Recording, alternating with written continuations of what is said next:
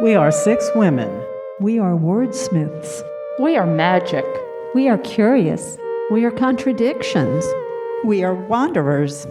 We are people of many names. We are mind trekkers and story weavers. We are adventurous spirits. We continue to grow. We've been baptized in the font of dream and memory. We are partly truth and partly fiction. I am Gail. I am Joanne. I am Margie. I am Katie. I am Marion. I am Mary. We are the Mystic Order of East Alabama Fiction Writers.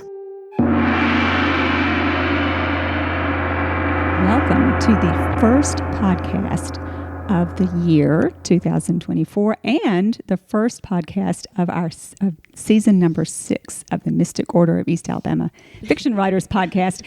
We have a small crowd today. It's cold outside. So who's here? Well, the Queen's here. Of course, better be. The nebulous mystic Mary is here. And I have a question. How do we know what season we're on? Every January we have a new season, said the Queen, lying openly. So I think whenever we feel like it. No, it's whenever I feel like it. Oh, excuse me. Even better, yes. Or whenever Rivers, who designs our little pictures that go on our podcast, decides we need a new color. The Mystic Prince, yes. The Mystic Prince. I wonder what color I don't know, but I really liked last year's yellowy, kind of tawny color. Yeah, that was nice. Yeah. Okay. Yeah. We'll have to see what Rivers comes up with this time. So this is the Mystic Truth Teller, I think is what I'm going by these days. I have many aliases. This is Katie.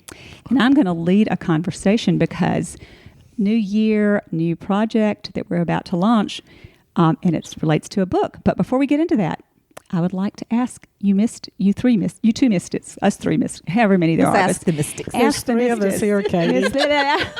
No matter how Math many. has never been my strong point, even when you're sitting in front of me. When you it's can't just not count there. to 3, though, I'm sort of worried. I just, I'm You're supposed to remember things in 3s. Mm-hmm. Yesterday, I had my wellness test where they ask you to draw a clock and then give you 3 words like yellow, cafeteria, and house, and you're supposed to remember it after they've taken your vitals. So I practiced drawing the clock all week. And you don't have to do it anymore. Oh, no, of course.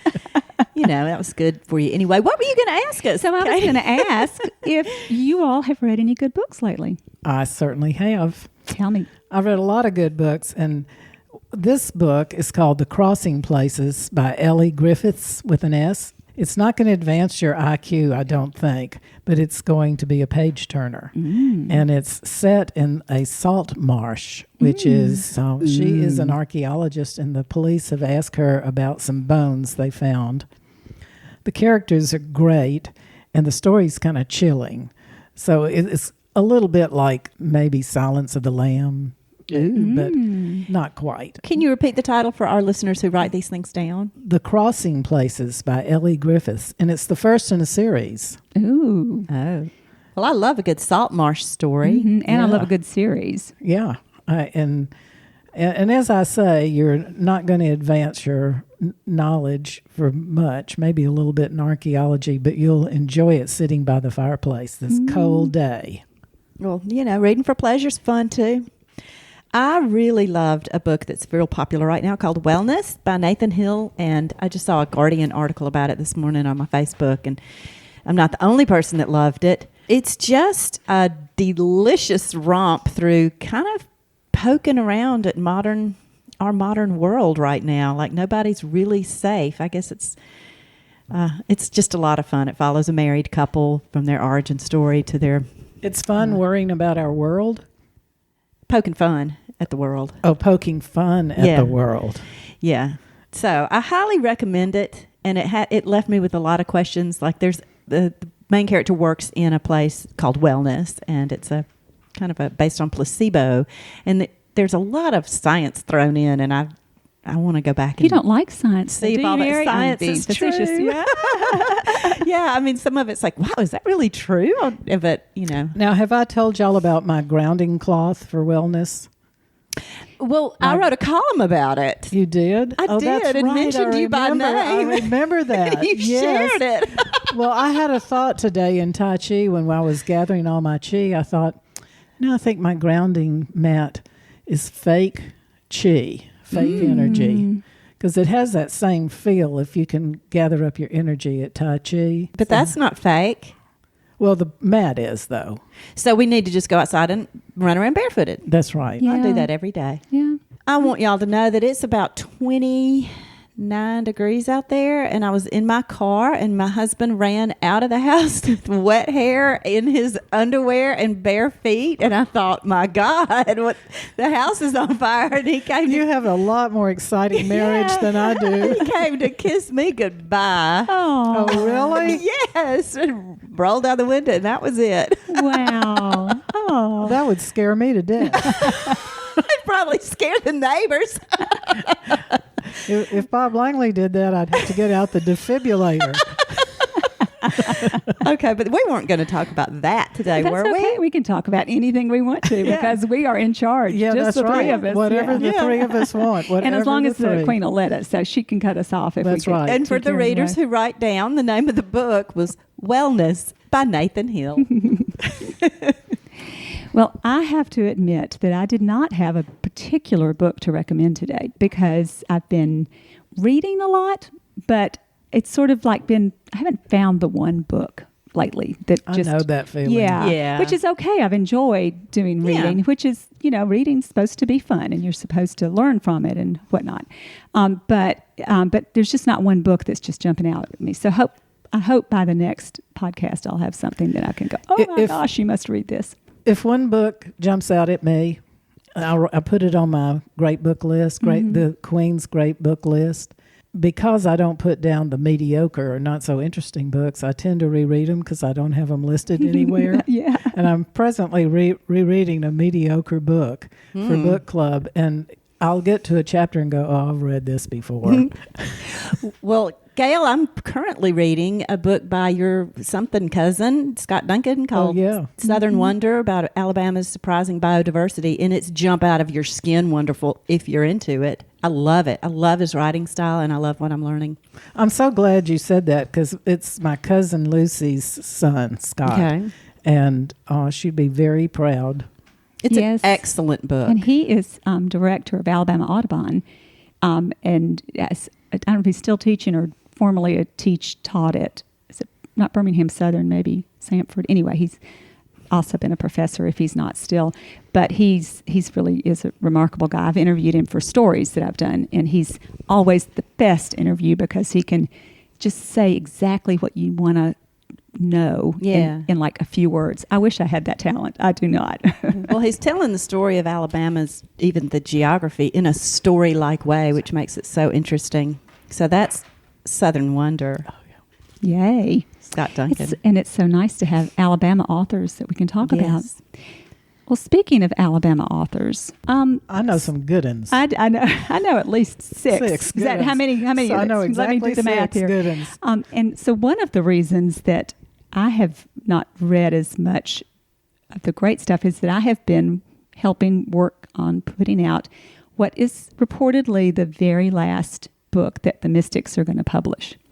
And it is a collection of essays and some short stories and some poems by all of the Mystics. And it's memoir-esque. So it's sort of the story of our lives. We might tell us a few stories on other people's lives too. So, we're telling our secrets and a few others, but it's a memoir. It is a memoir, yes. And it has been the most fun to read all of these things. These are stories that we had written Was it over fun the to last... read them 10 times each? It was a process, but it was. And I felt, I feel very attached to these stories now. It's so... I was at the beach editing, and I was in my 4th editing, and all of a sudden I got a hate on for everybody who'd written in the book, including me. I get on my own nerves so much. Of course, and the artwork is by the talented Marky Bright Raglan, and it's just gorgeous. And it's in color. Yes, beautiful. Right. And you know what I think was what's so interesting about this book is that it does reveal everybody's writing style, but also it really is a glimpse into our lives in ways that we don't always get to write about. So I really it's been fun to get to know you all better this way. Well, one thing that surprised me about Mystic Joanne is she's always saying she's the oldest child. But in her story, a young brother had to be a very young child brother had to be taken care of while Joanne was being birthed. So she did have an older sibling who did not live very long. That's why she's the oldest. So when I was editing, I thought, this isn't true. Am I supposed to edit things that aren't true? So, I think a memoir ought to at least be true. Well, as you see it. Well, Mary doesn't think so. Whatever. Hey, I've had such a major shift in my life. I think I need to go back and add something to the book. Is it too late? Yes, Jesus, it is too late. Yeah. That's a book in itself, Mary. Yes. Yeah, well, speaking of being too late to edit something in the book, that's part of my mystic moment this week when we get to it. We'll see what that was. Well, the problem with doing a memoir, and especially saying this is the last book of the Mystics, is that we have many more years of writing ahead of us. I am sure of that. You know, though, we're all diversified. We have all are going in our own directions and doing different things too. So, but you know, until you're gone, the story doesn't end. And That's so right. we'll have more stories to tell. We just might not tell them this way. In the beginning, what we did was we just bring things to read. And by the way, even though this is our last book, audience, the Mystics will meet the first Wednesday of every month, and we'll go on field trips. Just invite us, and we'll be at your library. And we'll still be the Mystics. We're just not publishing. And that's why I think it's not just the age, because I think I might be the oldest, although I'm pretty cute. But Agreed. It's that we've all really splintered off into doing different things, not just short stories. Yeah, that's all I'm about to be doing as of May is just writing. I have finally reached that So goal. why don't you tell our listeners about what's going on? I will give up my after-school coordinator job. I'll work out my contract year. And my new job, which I've already begun, is to be the writer at a horse and cattle ranch. So I when didn't I'm out, realize horse and cattle ranches had writers. they don't. But this man who owns this ranch is a visionary, and he has a lot going on. And I'm amazed at how much there is to write about. And I just spend time out there on the farm on a horse. He picked the right person. He did. He sure picked the right person. He couldn't get rid of me once he told me I could ride his horses anytime I wanted to. And so I guess he just figured he might as well put me to good use. I could never, ever do that. I would start with grass is green today and then think, what am I talking about? I'm learning a lot. I did cow vaccinations this weekend. I think I've told you this. You did cow vaccinations? I didn't do them. I hung out for the cow vaccinations and wrote about it. Oh. So my job was to be right there. Horses, all the good stuff. All creatures, big and small. I've told you I had horses. And my horses were where the junior high school is. And we had a drought, and the place the horses had to drink went dry. So it was next to the graveyard, the city graveyard. I hope I don't get arrested for saying this. But so this was years ago. What is the statute of limitations? Yeah, statute of limitations. I'd have to, at night, go into the graveyard and hook up to their water and fill these troughs up for the horses. And you would think that would last a week. Oh, no, this was nightly, and I never got caught. Finally, it rained, and I was saved. But I said after that, horses are a lot of trouble. 15 to 18 gallons a day per horse. I just had 3. Yeah, that's still a lot of That's gallons. a lot of It sure is. If you don't have a water source. Well, speaking of water tank stories, I grew up with horses. My mom and dad were riders, and Mom taught for the university years ago. And so we had horses as long as I can remember. And when we first moved to the place where I grew up, we were living in a little house while they were building a house. We were living in a little cabin while they were building a house. And we had the horses there, but there was no running water. So we hand pumped, literally one of those pumps that you pump your arm up and down, and filled this giant water trough, which was fine, except that we also at that time had a St. Bernard, and it was summertime. So Daddy would get, or Mom, or all of us would get the trough filled, and then the St. Bernard would go climb in it. And all the water, of course, would be displaced. And then he'd get out, and there was hair in it, so they'd have to start all over. And all summer long, we kept doing that. So it was You should have put the St. Bernard in the barn. Well, that's a good idea. I don't know that we had stalls that would have kept Or him in the at that Mystic point. Memoir. Yeah. Oh, We that's got to true. keep writing. Right. Well, exactly. because we have a new book, we'll have a book opening, and we are blessed to have it at the most wonderful spot in this area. It's in Opelika, and it's called the Art House. If you'd like to hear us read from the book live, all 6 of us live, with Mary sliding in last from her job. The Art House is in Opelika, Alabama, and it's dedicated to the parents of Jay and Ginger Stern, excuse me. It's only for the promotion of art and in remembrance of their parents. And it's a great place to have any art show or book reading. I feel very pleased that we're going to be doing that on February the 15th from 5 to 7. And there might be some wine and cheese involved. All right, February 15th, 5 to 7, Art House Right. in Opelika. Yeah, and if you're following us on social media, you can see more information about that as it gets closer. Let us know if you have questions about it too, if you're wanting to come. We assume that there'll be other readings down the road, but this is our grand opening or our book launch. So we're looking forward to being able to get this baby out in the world. If you have a book group, a book club in our area, and would like for us to come speak to your book club, we would love to. We've done that before. We've even spoken to a garden club, and only Katie is the gardener. So we've spoken to the Air Force wives, so we're multi-talented here. But if you have a book club in the area in Lee County, Alabama, just let us know, and we will show up. Or any kind of club that just needs some entertaining. Yeah, we'll take the Lions or the Tigers. Rotarians and the Rotarians. Bears. Hey, we'll do this on the 50-yard line next year before the games. There we go. Well, so before we talk any more about the book, Gail, I'm curious if you will share with us where you are going with your writing.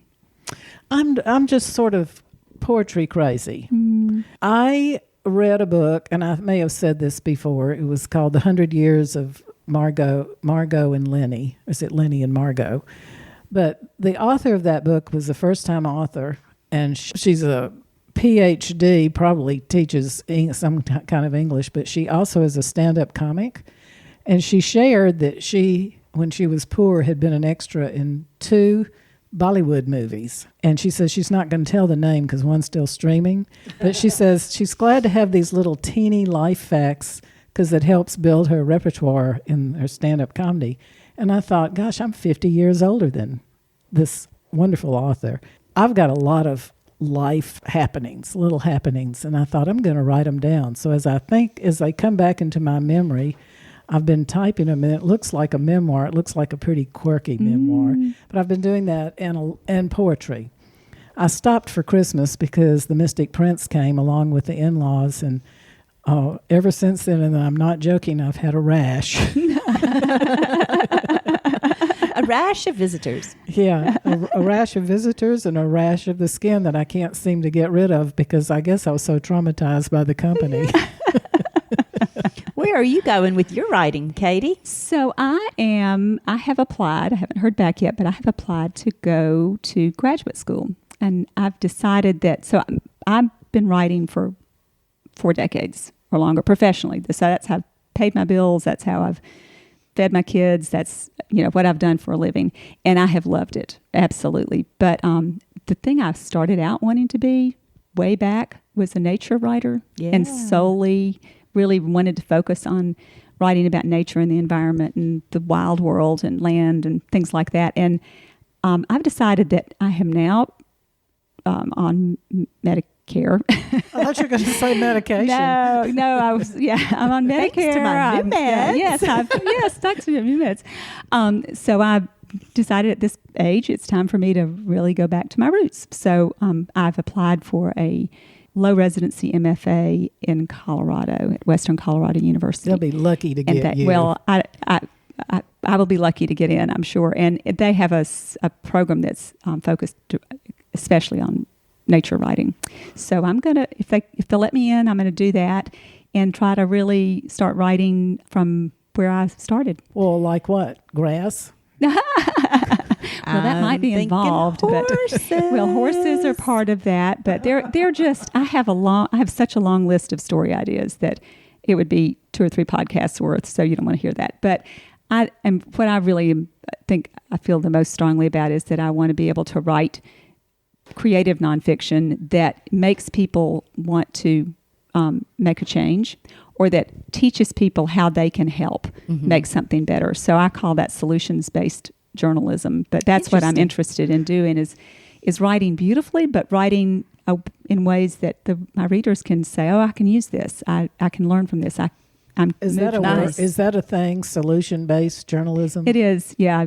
It's a solution-focused journalism. Do only journalism people know this? Well, it is probably a slightly more technical term in the business. Basically, you can write a news story and you're just giving them the facts, but you're not saying, and here's what you can do differently. And I've always tried to write, here's the story, but here's what you can do to change things, or here's how you can, exactly. I try to do that in my columns, just a little suggestion at the end of how you can work this in without being bossy. Anyway, so I'm hoping if I get in, that starting this summer, I'll be working on an MFA. Fabulous. And not that I'm coming out to Colorado to visit. Yeah, I did not pick this program because of Colorado, but that did not hurt. It did not hurt. Summer in Didn't knock it off the list. Right. Yeah. I've never been to Colorado, but I'd like to. I have. I've been to Greeley, Colorado, the first time I went, which smells like cows because it's a big stockyard, or was back in the 60s. A friend of mine was going to go to art school there, and when she got there, she figured she could not really be an artist because of the smell of the livestock. One of my favorite smells. So she depends on the livestock, though, she went I will somewhere say. else, but now she's a pretty famous artist, so that worked out. Back to our book. So Gail picked out our chapter titles, and they're brilliant. So would you consider telling us what the chapter titles are, or at least giving us a sample of it? Yes. It is chronological. Right.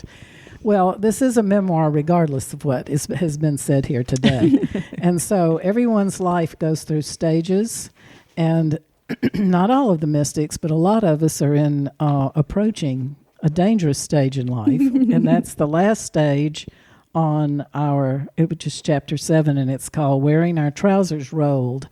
And I'm not going to explain that. Y'all write it down and put it in the computer and you'll understand. The first chapter is Tender Beginnings. And, of course, that's when we're all born or young children. My story there that I'm going to be reading today, I was 6 years old. And the second chapter is Teenage Mutants, and I certainly was one as a teenager. And I didn't even tell the stories that because some of the people involved are still living. And then chapter 3 is Enlightenment and Erudition, which is our learning years. And then chapter 4, A More or Less. I figured we would fill this up with stories because it's about our love life. There are 3 whole stories in there. 3 mystics didn't even put one in there. You should have put the one about Joe in the underwear, That's but that just right. happened this morning. But you could still make it into a poem. True. And chapter 5 is The Royal Issue and Other Children, and that's about our children. And then chapter 6, sadly, is about our middle age. It's called In Your Prime Numbers and Middle Age Crisis. And then chapter 7 is Wearing Our Trousers Rolled, and that's the last chapter. There's some beautiful pictures that start each chapter of I think that's me in each picture. I think it is, as I too. aged.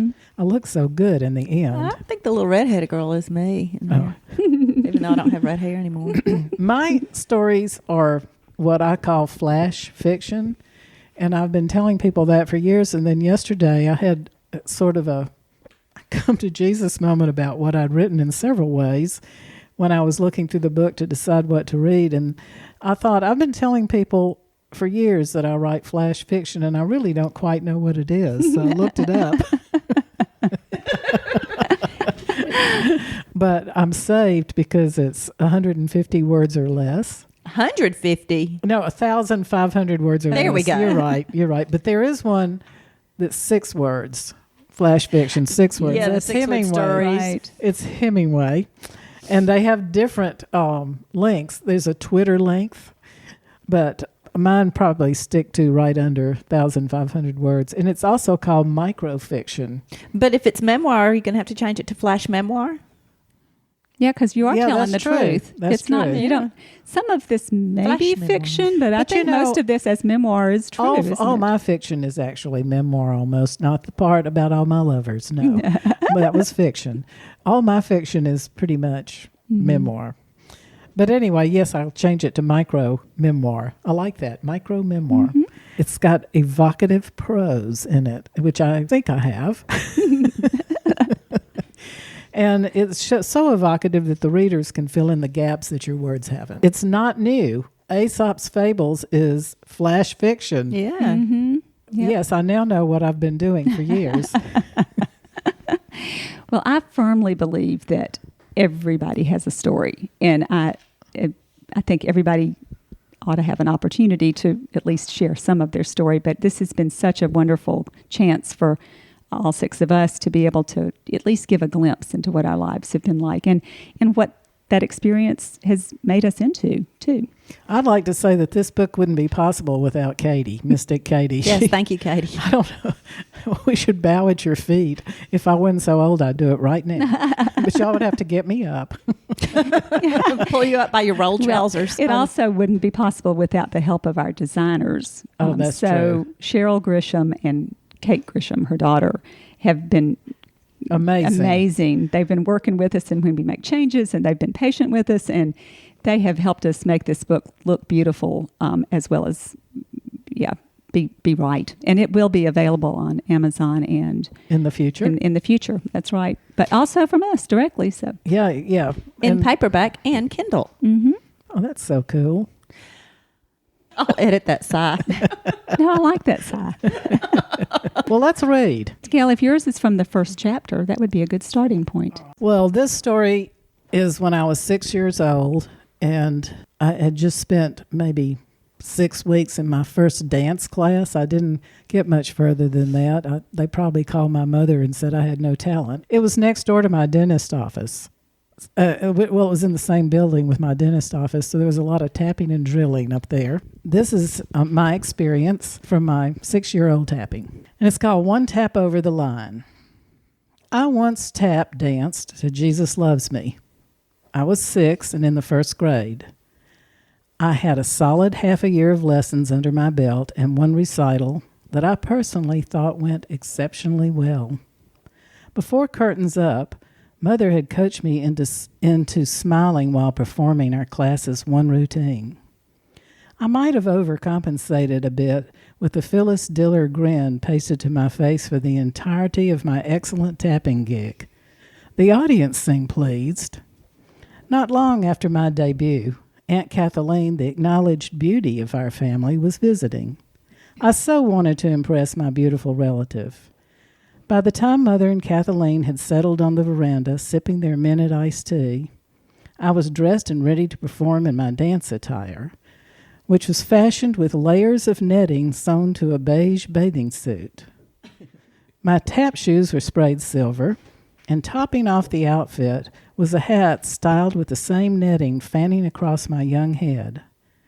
In retrospect, I think my multi-netted costume made me look like an extra chubby, flamboyant bottle brush. I was ready for my unsolicited performance. While my mother and aunt endeavored to enjoy their summer beverage and a long overdue visit, I danced my little heart out on the small concrete platform that was our 1950s patio. For added effect, I attempted to breathlessly sing along with the lyrics from the '78 record we'd practiced in dance class. I shuffled and hopped to the snappy tune, the Darktown Strutters Ball. I'll be down to get you in a taxi, honey. Better be ready about 8:30. Now, baby, don't be late. I want to be there when the band starts playing. Remember when we get there, honey, I'm going to dance off both of my shoes when they play those Jelly Roll blues tomorrow night at the Darktown Strutters Ball. At the last tap, as it trailed off, the ladies daintily clapped. The aunt was at least tolerant of my pursuit of her approval. Sadly, I had demonstrated my entire repertoire. Still encouraged by their endorsement, I decided to continue with a spur-of-the-moment encore. Other than the Darktown Strutters Ball, I knew very few songs. Jesus Loves Me immediately sprang to my young mind. Looking back, it was not one of my better ideas, and I'm not proud of it, but after all, I was 6 and desperate for the approval of the lovely Kathleen. I will add here that my beginner class was not far beyond a routine consisting of shuffle, ball, change, repeat, repeat, step, hill, repeat, repeat. With this elementary skill set, I began to sing Jesus Loves Me while monotonously dancing the few steps I knew. Desperately short of breath, I took my bow. My audience of 2 appeared unhappy. Mother was flustered, and Aunt Kathleen must have found her tea to be bitter. I'm amused at this memory of this childish miscalculated production. Even with Mother's scolding and my aunt's disapproval, I insisted I'd learn the choreography to Jesus Loves Me in my ecumenical tap dance. In hindsight, I know that, although Jesus loves me, perhaps Aunt Kathleen does not. That is so great. It is great. And she'll be performing that at the opening. So Yeah, I've still got the outfit. we're going to sing Jesus Loves Me, and Gail is going to do her tap. You know, I think all the mothers made these costumes. They still do. Oh, do they? No, they don't make them. They just have to alter them. Oh, Or buy them. They buy them and alter them. Ours all started with a bathing suit, and whatever they could add to So it, they on just... to it. but that's pretty brilliant when you think about it. A bottle brush. Yeah. So could you get the accoutrements off the bathing suit and reuse it for a bathing suit afterwards, or do you know? No. Okay. I kept that forever. I don't know where it is now No. because let's see how many years ago was that? Oh, yes, well, maybe 70. It's maybe in a museum somewhere. That's what I think. Needs to be, for sure. Yes. So I just want to say one of the things I love about listening to y'all read is that you really get the inflection and the heart of it. So it's fun to listen to. I love reading, but I also love listening to people read their own work, thank you. especially. Yes. Yes. Thank you. All right, Mary, what have you got? I've got Cool Kid Rising from the Ashes. This is from, I guess, Teenage Mutants. It's about something that happened in my teenagehood when I became very cool. My stepmother, Janie, drove a cream-colored Firebird complete with a giant phoenix on the hood. I had been raised to call that tacky, and my reaction to that spread eagle bird with a sideways head is still in me. Tacky. Janie's from a good Tennessee family. Her dad was a doctor. I still can't believe she had a phoenix on the hood. Wait, maybe she didn't have a phoenix on the hood, and I'm just inventing it to make my story cooler. Come to think of it, I really don't know, but she definitely had a cream-colored Firebird. I could feel the engine in that car. It felt different than the engines of the Volkswagens and Fords I'd been toted around in. She let me drive it all the time, that is, with her beside me. I only had a learner's permit. Tacky or not, I have to admit, I did feel a little bit cool driving that car. Now, let's establish one thing. I was not a cool kid. I wanted to be a cool kid. I hung out with a number of cool kids. The coolest kids of all were the boys who got together downtown on Sundays and played jazz. I didn't even like the music, but I'd go to their jam sessions with my girlfriends and feign clove-scented interest. My girlfriends were prettier and skinnier than I was, and I'll be honest, cooler. They got much more attention from the cool boys, who plucked their instruments and tapped their toes, cigarettes dangling from their mouths, sipping bourbon on ice between riffs and solos. Occasionally, I got a smile. If I was really mooning, I got a wink. One weekend, my dad and Janie went out of town. Robert and I were 17 and 15, old enough to stay home alone. I'm sure Janie and my dad had given up so completely on Robert that the worst-case scenario, that he'd end up in jail, didn't sound so bad. And they didn't have to worry about me because I was good. I was so good, but I wanted to be cool, and here was my chance. What if I just drove myself downtown to the jam session in the Firebird? My heart pitter-pattered at the thought, and I quickly made up my mind. The keys to the Firebird hung by the door as innocent as an ice cream cone. No clue that they were about to be snatched up and used in an illegal act. Now my heart pounded and my knees went weak, but I did it. I grabbed those keys, took the porch steps 2 at a time, and flung myself into that car like it was my own. I lit a cigarette, Marlboro Light. I'd long graduated from Virginia Slim menthol lights, not to calm my nerves, but to enhance my image. If I got caught doing this, I'd be in so much trouble. I could be arrested, right? My stepmother could probably get in jail, too, for leaving the keys, those loaded weapons around so casually. I drove around like a grandma, eyes glued to the road, hands gripping the wheel at 10 and 2, completely forgetting about the way the cool kids drive with their wrists draped over the wheel. With tremendous relief, I pulled into the parking lot downtown without incident. I was shaking like a leaf. I calmed myself enough to go into the building where the guys were jamming and smoking and drinking and thinking about 2,000,001 things which did not include me or how I got downtown or whether or not I was old enough to drive. And where were my girlfriends? They were nowhere to be seen. Being here without them was awkward and stiff and made me feel stupid. What was I doing here? I'm going to skip ahead a little bit and get myself home. The next evening, around dinner time, Janie got a call from a friend. "Robert, get in here," Janie yelled when she got off the phone, slamming it into its receiver. She immediately began berating Robert for driving her car downtown. "Why would I take your car? I have my own car," Robert yelled back. Those two could really go at it. It was true, he did have his own car. Granted, Robert's car didn't have fenders or a windshield, and the hood was held down with a bungee cord, and he used a fingernail file for a key. But he didn't need the Firebird to be cool. He was just cool. Suddenly, the room was silent. I wondered just how red my face grew. Robert took one look at me and burst into the most genuine peal of laughter. He threw his head back and roared, "I didn't take the car," he gasped between guffaws. "She did."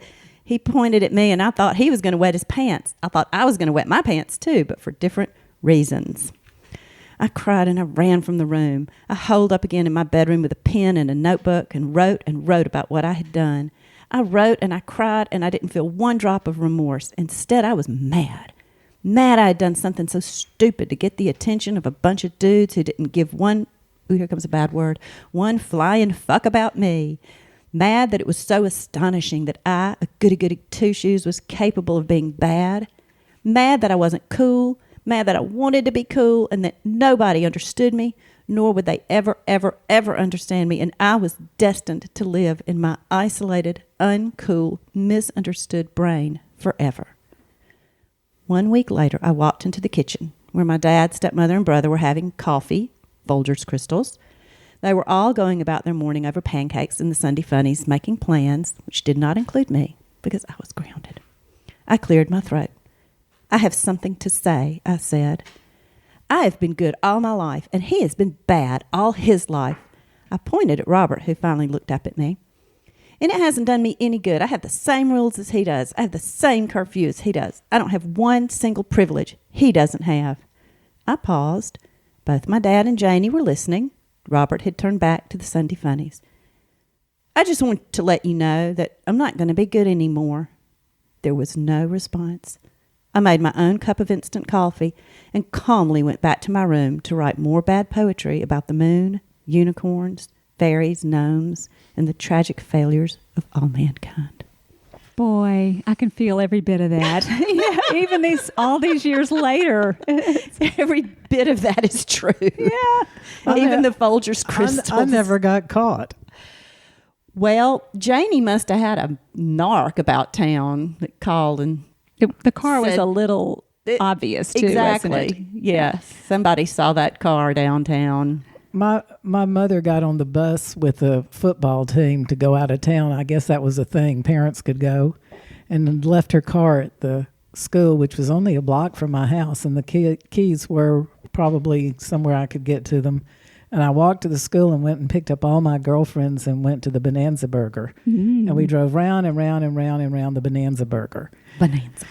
And when I backed up, I hit a pole, and the light in the back of the car just went crash. So I got out and picked up every single piece of that glass and drove the car, dropped my girlfriends off, drove the car back to the school, dropped the glass on the ground under the light, what was the light, and walked home. And the next day, my brother ratted on me because all the girls were talking about it.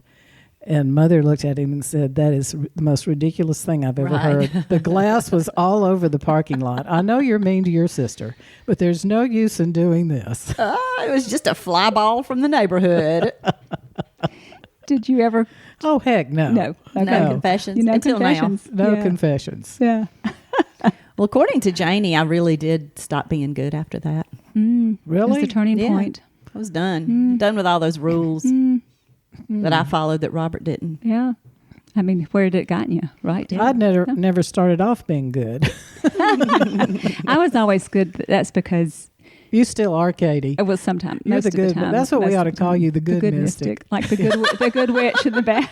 Are you saying there's only one good mystic? Pretty much.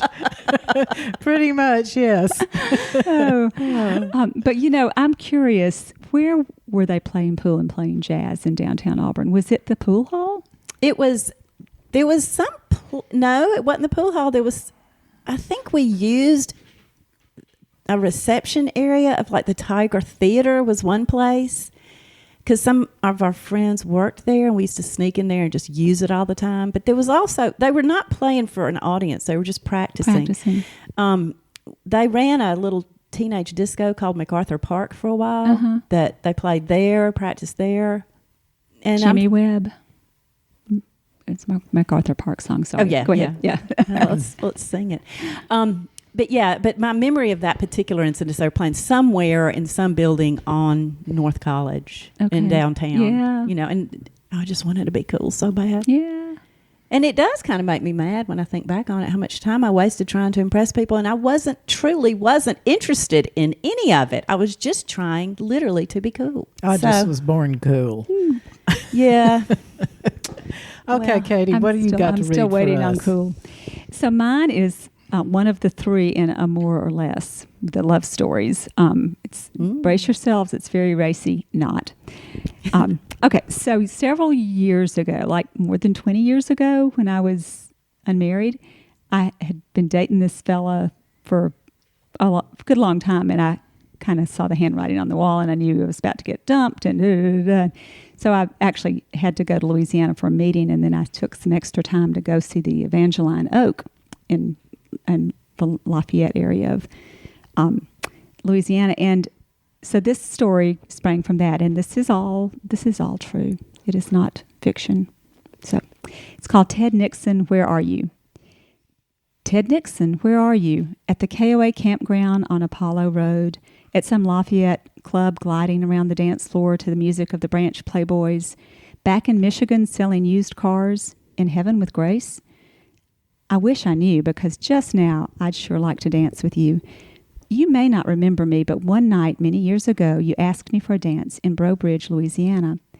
I was there to see the Evangeline Oak and to prepare myself for what I knew was the impending end of a long-term romance. I was feeling blue and didn't want to spend the evening holed up in my room at a no-name motel in St. Martinsville. So I took myself out to dinner at the nearby and world-famous Mulat's Cajun restaurant. As I sat there all alone, eating gumbo, drinking Black and Voodoo beer, and listening to the house band, the numbing sorrow I'd been feeling about my romantic situation began to ease. When a large group of hefty Germans, all draped in Mardi Gras beads despite the fact that Fat Tuesday had come and gone months before, began to polka around Mulat's wooden dance floor to the band's Zydeco tunes, I found myself smiling. And when the Germans asked the waitress to talk Cajun to them, and she kept saying, "I ain't a Cajun," I laughed out loud. My toe also started tapping to the music, but being without a partner or much natural grace, I stayed rooted to my chair. That is, until you approached and asked me to dance.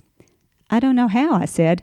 "I'll teach you," you replied, and before I could protest, you led me to the back corner of the restaurant and instructed me on a basic waltz and a little two-step before leading me onto the dance floor to try out my newfound moves. You kept telling me to relax, to let go and just follow you. And soon we were skimming across the boards, weaving our way through the stomping Germans. You made it easy, and you were right. Once I followed your lead, I could also follow my instincts. Between sets, we sat at a small table, and you told me that you and Grace, your wife of many years, had begun attending Cajun dances in Detroit, which struck me as an odd place to find Louisiana music, but who was I to question it? I learned that your love of dancing had led you to vacation in and around Lafayette, parking your motorhome at the KOA campground, and going out nightly to hit the many dance clubs in the parish. I learned that the two of you had big plans to spend winters at that campground once you retired. Then I learned that just as you were retiring, Grace got sick. She was gone in a matter of months. I decided to come to Lafayette anyway, you said. That's when you told me about a Catholic priest who had lived on Cape Breton in Canada's Acadian region. Unlike his predecessor, who had frowned on frivolity and discouraged fun, this priest encouraged his parishioners to enjoy life and especially to play music and move their feet. When you dance, you trample the troubles of the world, the priest had reportedly said. I'm taking his advice, you said. I'm here to dance and trample my troubles. After that story, I was totally smitten by you. So when you asked if I wanted to follow you around on a Zydeco dance bar crawl, I didn't hesitate to say yes. I trailed behind the taillights of your red convertible, which sported a vanity tag reading Yahoo! To every music joint we could find in Lafayette Parish. We danced around and across their dance floors until almost dawn before saying goodbye in a gravel parking lot where we exchanged only a hug. No phone numbers, no addresses, before going our separate ways. Not long after I returned home, the romance ended. And despite being prepared for that inevitability, it still hurt. But it hurt less because of you, Ted. And today, more than 3 decades later, our single evening together continues to help me waltz through life. I wish I could tell you that now, but I don't know where to find you, so this will have to suffice. Thank you, Ted Nixon, wherever you are, and Yahoo! That is so great. Hey, Ted Nixon, where are You'll you? find him? Have you looked him up? Well, I did try to look him up, and he was about 20 years my senior, so if he's still out there, I don't know. But I haven't been able to find him. He's probably not poking around on Facebook. No. That is such a sweet story. And I love that dancing teaches you to trample your troubles. I think you were very brave to do that by yourself. It's probably stupid. But you took your own car. I took my own car. And you know, they're just, hopefully you trust your instincts that this is not somebody that I should have been afraid of. Yeah, the words Ted Bundy said to all who trust your instincts. But he would have made him get in his car. Yeah. I'm afraid I would have because he was cute. That is a very sweet story. I hope Ted Nixon's kids at least hear this story. Well, you know, it's one of those times when you wish you'd at least found out enough to track somebody down later, or you know, but it wasn't meant to be. So anyway, it was good. If you are in a nursing home, please call Katie. Yes, Ted, if you are out there, just accept your listening gracious to name. this. Yes. That's very well, we've sweet. made it to the mystic moment, have we not? We have, although I do have one more question for the two of you. Sure. And I realize this is a surprise request, but because both of you have poems in this book, I wondered if y'all would pick one of those, or you have one at least, right, Mary? I think I have one. Okay. I think it'd be nice to hear a little just poetry. Totally prepared for this. Okay, good. I've turned right to it. Good. I don't know why it has this marker in here. Oh, well, I swear we did not coordinate this. This just bubbled up in my brain. Yes, it's the mystic moment. Mm-hmm. No, the mystic brain. You know, this is in the last chapter when our trousers are rolled, and I realize that I am sticking to this old age theme, and I wonder if at some point I'm going to start weeping while I write these, but this is just about preparing to migrate, and that's the name of the poem. The miniature birds surround the Sweetwater feeder, landing and fleeting, soaring and circling, like an ever-changing Calder mobile. Just a momentary piece of beauty, and I, in my 75th year, will be the keeper of this memory.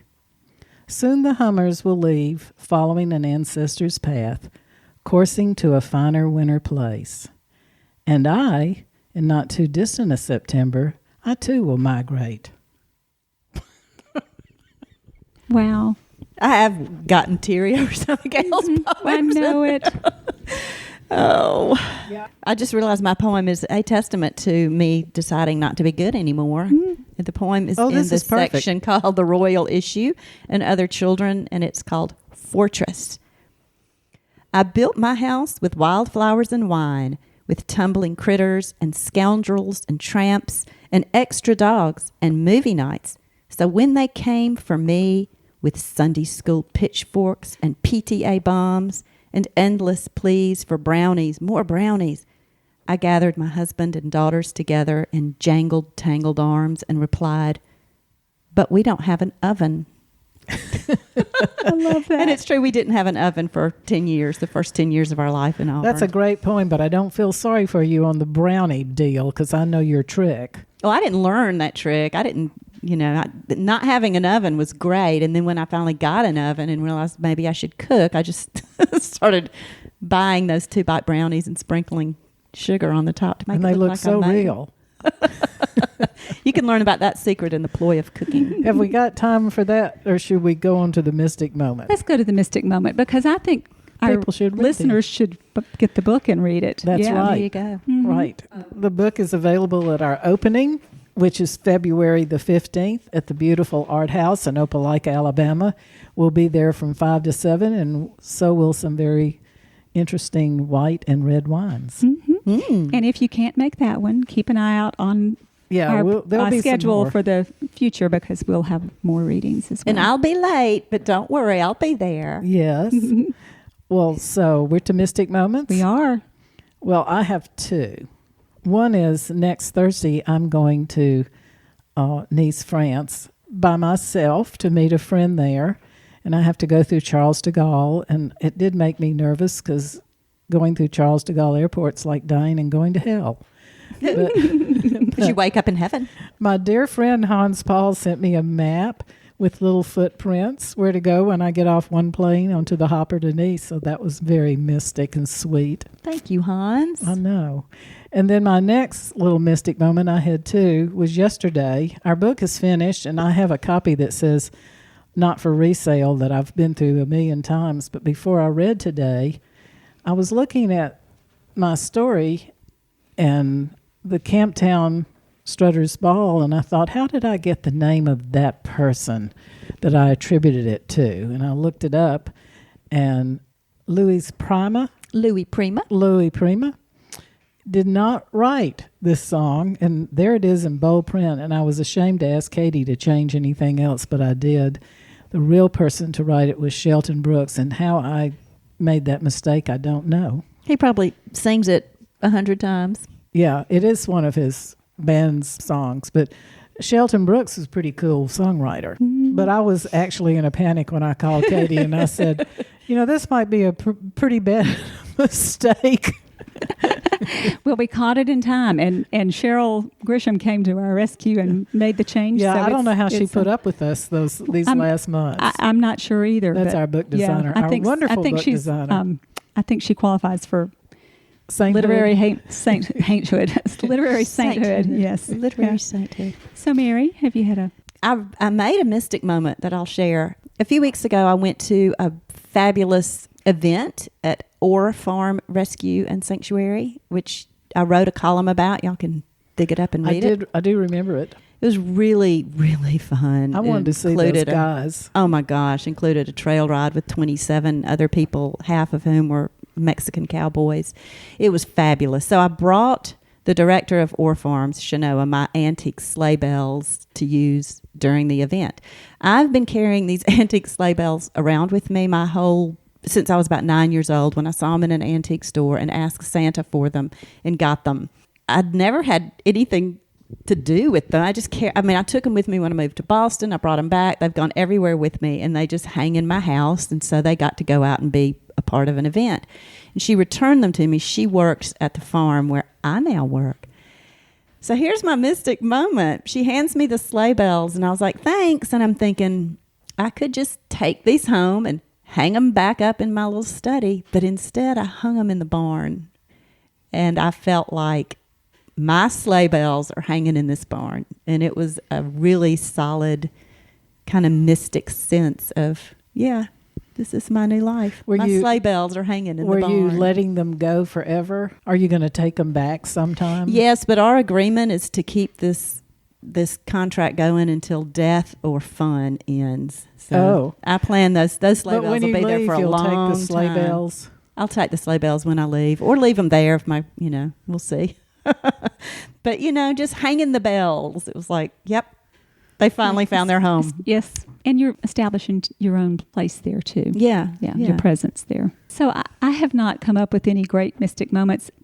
It's been sort of mystic, not just mystic chaos. It's been chaos through the holidays and various things. So how many grandchildren do you have again? We have 9 grandchildren, and they are range in age from 12 going on 25. I mean, the 12-year-old is getting to that age where, and then 5 months old. Jeez, so we had so a little bit of a very fun but kind of crazy holiday, and that's why when I call you Katie, I go, "Is this a good time? Is this a good time, Katie?" Yeah. Anyway, so I don't have any truly mystic moment, except that I do get every day in my emails. I get this word of a day. I got one the other day called. Do y'all know about this word, an eggcorn? Mm-mm. Do you know what an eggcorn is? Eggcorn. Mm-hmm. EGGCORN. Tell us. So it is a word or phrase that results from a mishearing or misinterpretation of another. Oh, so acorn. Yeah, yes, exactly. So that's exactly, acorn was how that came about. I think that somebody misheard what squirrels eat or something like that. So that word has just stuck with me. It's just, and I love things like that. I love malaprops and eggcorns and anything where language gets thrown out of skewed. Yes, skewed, and then it has a whole new meaning, which is even more fun.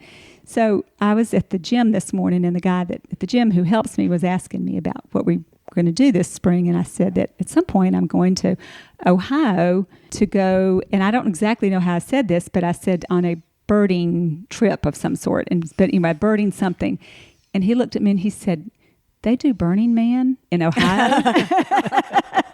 And I said, "No, but that's a great idea." Wow, give me this guy's name. I need to exercise. Yeah, I have this theory that when you start a personal connection with something, like, someone who's pregnant, then you see pregnant women everywhere. Right. We had a 3-legged dog, and after we got this 3-legged dog, I saw 3-legged dogs everywhere. So now that I've got eggcorn in my mind, eggcorns are going to be everywhere. Spitting image. That's right. I call those the Velcro mittens. Once you hear these new things. I get that same thing. And when you said eggcorn, I almost said, yes, I know what it is. And I did read that, but I just now am remembering it, which is obvious. At my age, I'm lucky. I'm sitting here, much less remembering things. But I get word for the day, and I can hardly remember them. Yeah. Well, the other thing that happened along these lines is that it turns out that our horoscopes may be way off. Do y'all know this story, that because in the 2,000 years since they were established, they've shifted. So I may not be a Cancer? No. Well, I'm a Gemini or a Cancer. So I've been a Cancer all my life, but now I might be a Gemini. So every morning I get up and read my horoscope, even though I don't remember it, or use it. And now I have 2 to read, and it's so confusing because they don't necessarily go together. They don't jibe. Yeah. Well, I don't read them either. Yeah.